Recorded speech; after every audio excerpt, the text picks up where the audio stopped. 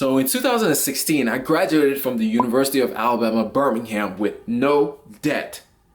Thank God for my parents, shout out to scholarships, and shout out to co-ops, and most importantly, thank God for providing for me throughout that entire period of time. However, I immediately started working at a lumber mill, but I hated that job. And then all of a sudden, I woke up one day and I was in $20,000 worth of debt. Not just any debt, the worst kind of debt, credit card debt. But here's how I was able to pay all of that off in 6 months. Let's go. What's going on, people? It's your boy Kalechi back with another video. If this is your first time around these parts, hit that subscribe button. If you enjoy anything that we talk about on this video, hit that like button. Turn that thing, say with me now, blue.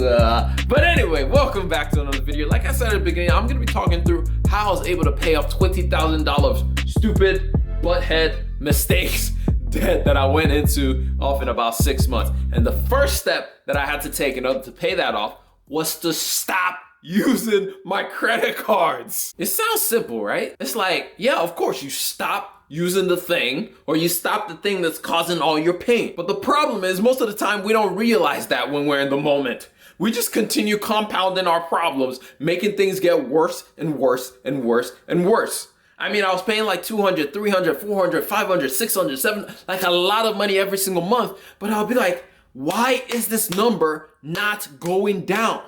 The reason is I kept on swiping the card. I'm like, yeah, I'm just gonna buy this thing for $50, that thing for $20, that thing for $30, and it just compounded and added up. So the first step that we all have to take is stop making the problem worse. If it's credit cards, put the card away.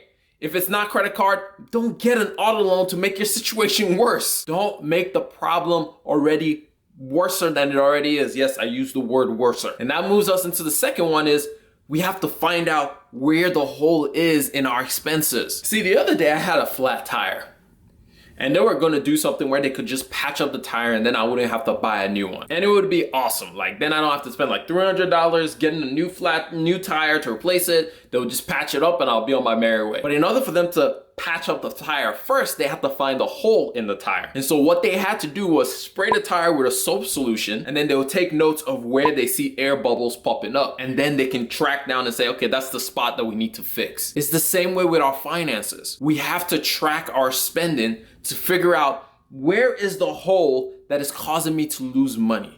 To figure out what is it? Is it that I'm spending too much money on food? Is it that I'm spending too much money on clothing? Is it that I'm spending too much money on my bills? What is the area in my budget, in my money, in my finances that is causing my money to leak? Where is my money going? It is important for us to first find those leaks in order to solve the problem. And when we find those leaks, we can use that to do the next thing, which is create a budget. For some reason, the word budget has automatically started meaning no. Whenever anybody talks about, hey, maybe you should make a budget, everybody is like, nah, that's just me telling my money no. No. The thing you have to remember about a budget is it's not a no statement. It's a yes statement. It's a I want to do this with my money statement. It's a this is what my money is going to do statement. All a budget does is allows us to picture and to see like this is how much money is coming in and this is how much money is going to go out. It gives you a good understanding. It's figure out, do I have an income problem or do I have a spending problem? It gives you a good balance to be able to make good decisions for yourself. Because the next step that we're gonna have to do is you got to create an emergency fund. So earlier I mentioned the fact that I had a flat tire. One of the things that I had to do when I had that flat tire was I had a spare tire in my trunk. I had one of those little donut tires. All that tire was there for was to ensure that I could get to the repair station so that they could fix up my car, so they could take a look at my flat tire and then do whatever it is that they needed to do. However, the good news was I had the donut tire, and I had the donut tire not flat in my car. It had air in it, so I was able to replace the flat tire that I had on my car. It's the same thing with an emergency fund. It gives us buffer room. It gives us a little bit of room for us to be able to go get help, for us to be able to solve the actual problem, for us to actually deal with the situation. For a lot of us, we just keep on running into the same wall of like, man, I'm trying to pay off this debt, But then this situation came up. I had to change my flat tire. My car had this problem. I had a leak in my house. The thing is, if we don't have some kind of buffer, if we don't have some kind of safety net, if we don't have something that when everything falls apart will catch you, we'll stay in the same place. And so it's very important that you start looking at having an emergency fund. I usually say start with like $1,000, just sitting in some account that you don't look at, that you don't think about, that you only use when situations and problems arise. And then finally, the last one, and I think probably the most important one that most people don't talk about, is to have patience. One of the things that I had to do when I was at the tire store was I had to wait.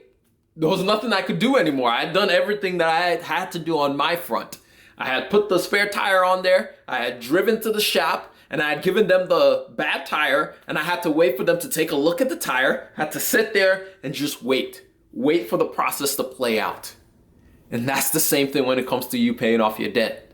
The last thing is for you to just have patience, to follow the process, to allow that process to play itself out, to set a plan in motion and just let that plan play itself out. I know you want to get out of this thing so badly. I know it weighs heavily on your chest. I know it weighs heavily on your mind whenever you're doing anything else, but that's why you made a plan. Stick to your plan, follow through with your plan, and just have patience because it will come to an end. But it takes for you to just sit there just like I was doing. I pulled out my phone and I just sat there for a little bit, flipping on TikTok and flipping on Instagram and all the other things that we have to distract ourselves, while I just waited for them to fix what they needed to fix with my tire. And it's the same thing for you. Just have patience. This can be the hardest thing when it comes to human beings because we want to take action. We want to be doing something. We want something to be happening immediately. But we have to calm ourselves and allow the situation to play itself out. But anyway, that's all I got for y'all. I hope y'all learned one, maybe two things out of this entire thing. And if you did, share this video with one person you think can benefit from this. But other than that, I'm gonna catch y'all up on the next one. Remember, generosity is always greater than greed. God bless each and every single one of y'all. And y'all boy is out of here. Peace.